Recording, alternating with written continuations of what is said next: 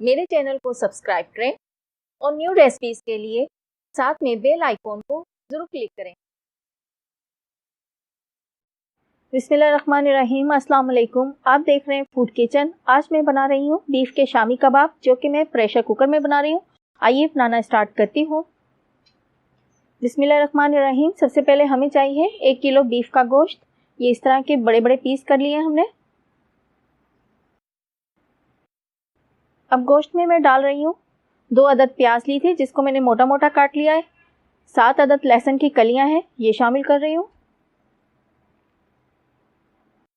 अब कुछ साबुत गरम मसाले हैं, जिसमें शामिल हैं 1 टेबल स्पून साबुत सफ़ेद ज़ीरा, 2 दालचीनी के स्टिक, हाफ टी स्पून काली मिर्च, हाफ टी स्पून लौंग, 2 अदद बड़ी इलायची और 20 गोल वाली लाल मिर्चें हैं, ये शामिल कर रही हूँ मैं।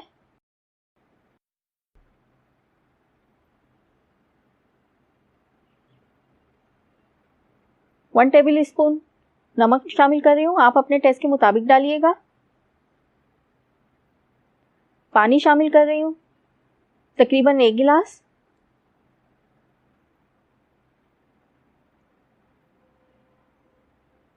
अब कुकर को मैंने बंद करके रख दिया है। तकरीबन 15 मिनट के लिए गोश्त को अच्छी तरह से गलाएंगे कुकर में। 15 मिनट हो गए और देखें गोश्त बहुत अच्छी तरह से गल चुका है।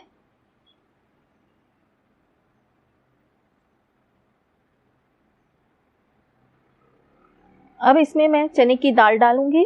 चने की दाल को मैंने 15 मिनट पहले पानी में भिगोकर रख दिया था। तकरीबन 1 कप चने की दाल थी।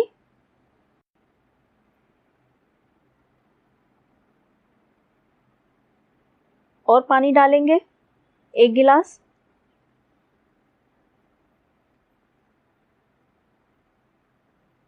दस मिनट तक के लिए दोबारा से हम कुकर को बंद करते हैं। ये देखें 10 मिनट हो गए थे और दाल भी कितनी अच्छी गल चुकी है। गोश्त तो और ज़्यादा अच्छा गल चुका है। अब हम इसका पानी खुश करेंगे दाल का।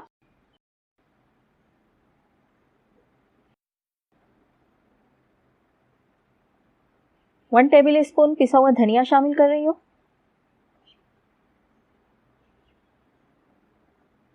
1 टीस्पून पिसा हुआ गरम मसाला शामिल कर रही हूँ। ये देखें आहिस्ता आहिस्ता दाल का पानी खुश्क हो रहा है।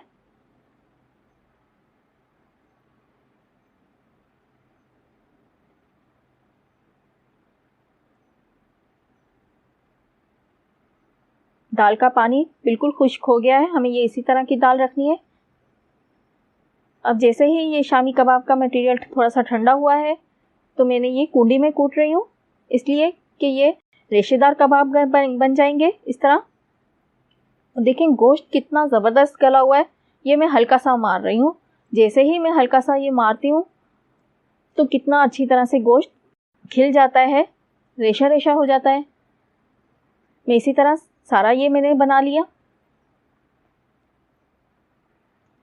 अब मैं शामी कबाब की टिक्कियाँ बनाकर आपको दिखाती हूँ।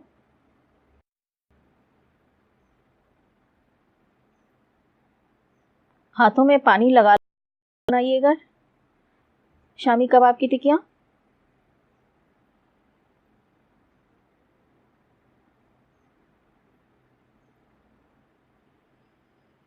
ये देखें इसे बनाएंगे।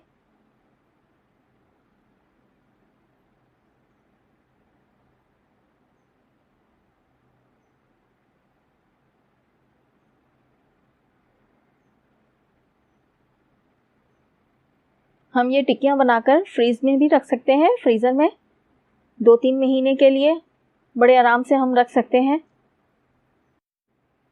ये देखें मैंने शामी कबाब की टिक्कियाँ तैयार कर ली हैं।